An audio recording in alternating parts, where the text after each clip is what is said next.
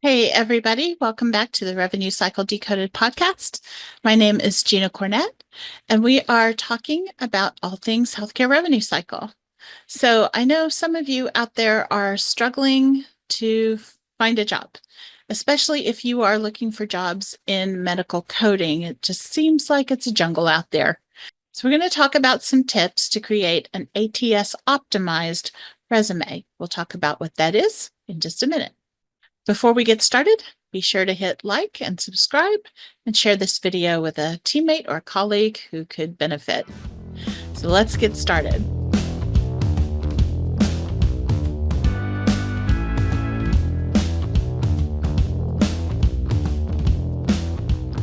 So many job seekers don't realize that an applicant tracking system, or ATS, is scanning your resume before a human ever even sees it. And if it's not formatted correctly, or if it doesn't have the right keywords, it never hits a hiring manager.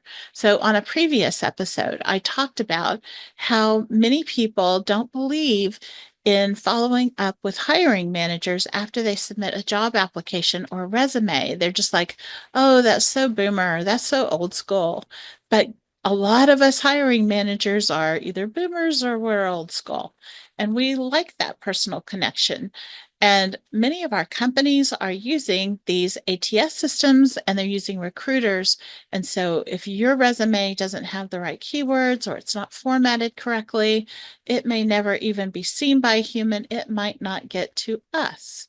And I have had people who reached out to me and said, hey, I submitted a resume and an application. I'm very interested in the position. Can you let me know if you received it?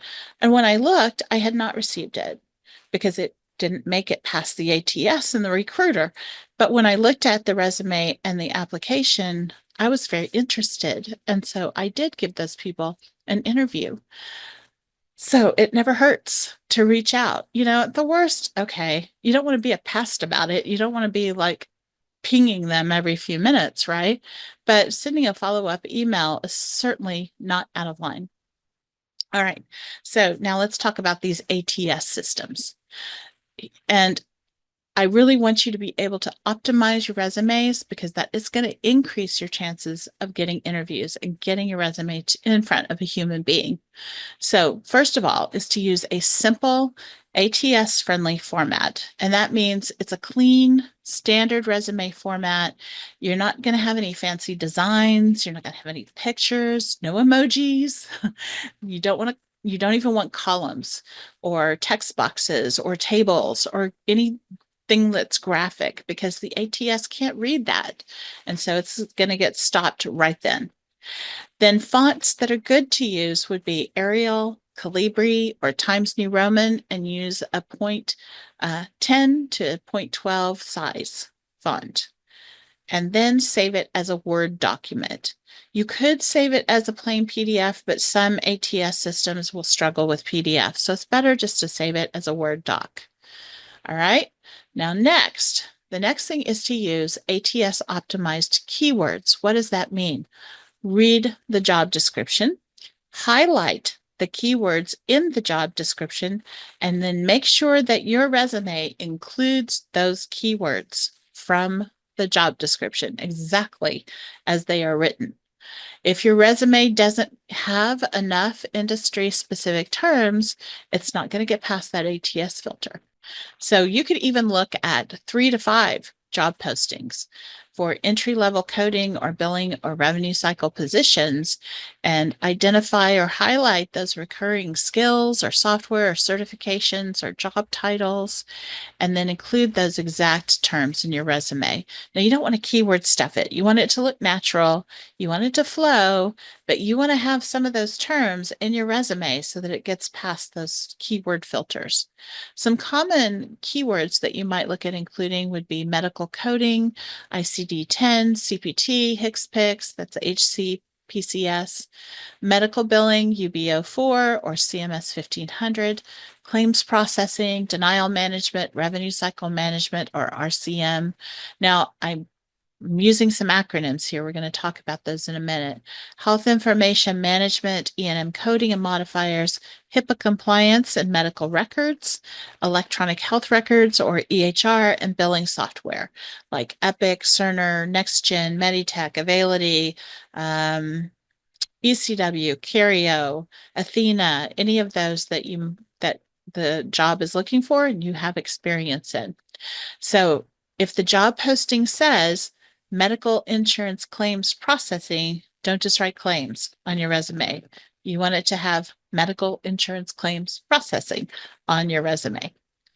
Use standard section headings. So the traditional ones: professional summary, skills, education, certifications, work experience, volunteer experience, if that's applicable. You don't want anything that's different or unusual, like my journey, what I have to offer, relevant background.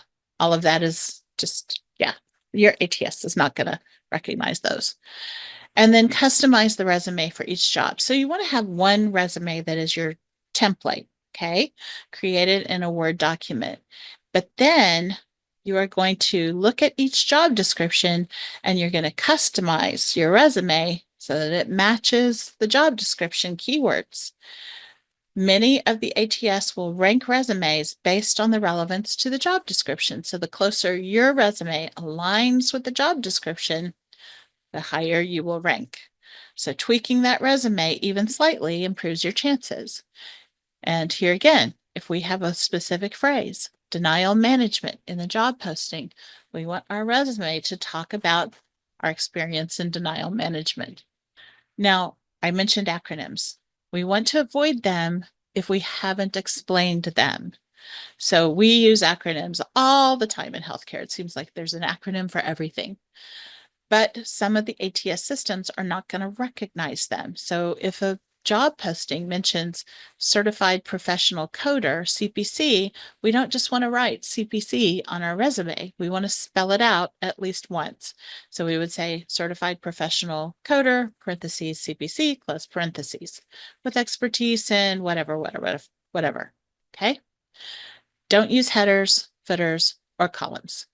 Many ATS, they can't read content inside headers or footers, so keep it all in the main body of the document, and then avoid multiple columns because ATS reads left to right. And if you have columns, it could scramble up your information. List your certifications and your skills clearly. They often filter candidates based on certification. So if they're looking for somebody with a CPC, guess what? The ATS is going to look for CPC. So always give those examples.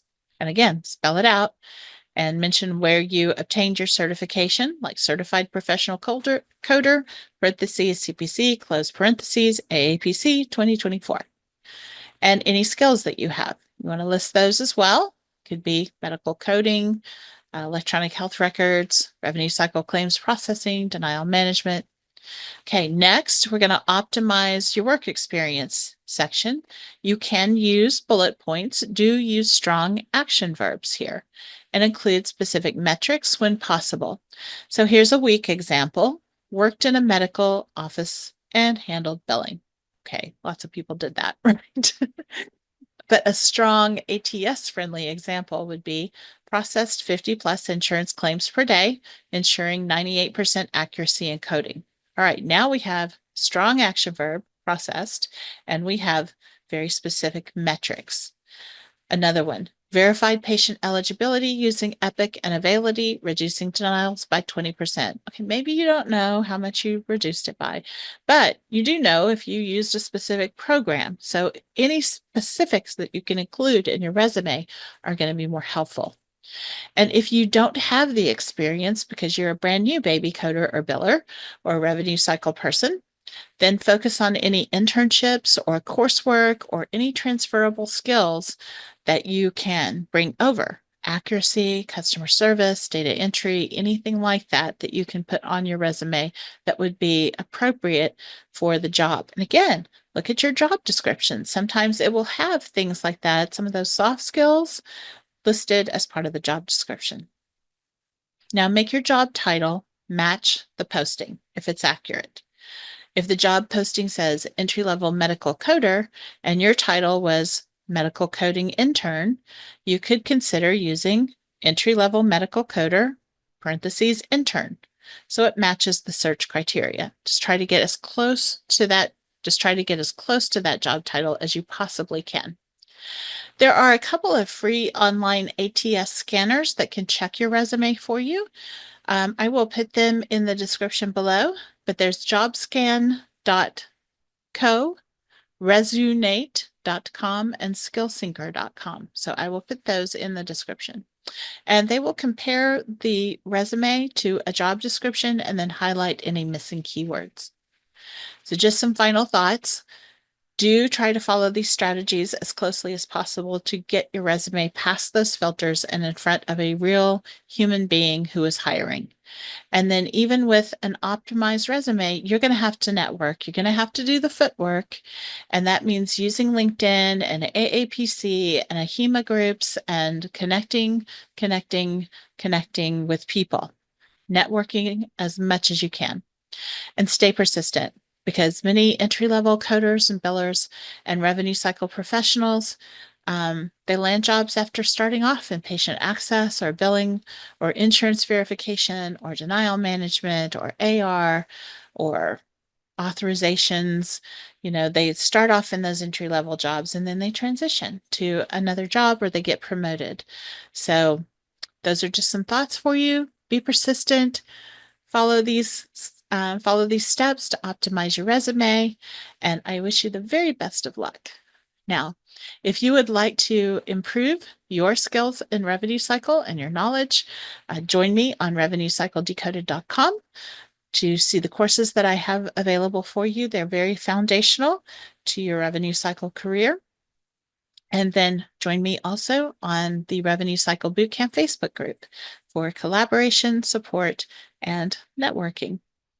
I'm very thankful that you joined me today, and I wish you the best of luck in your job search if you are searching.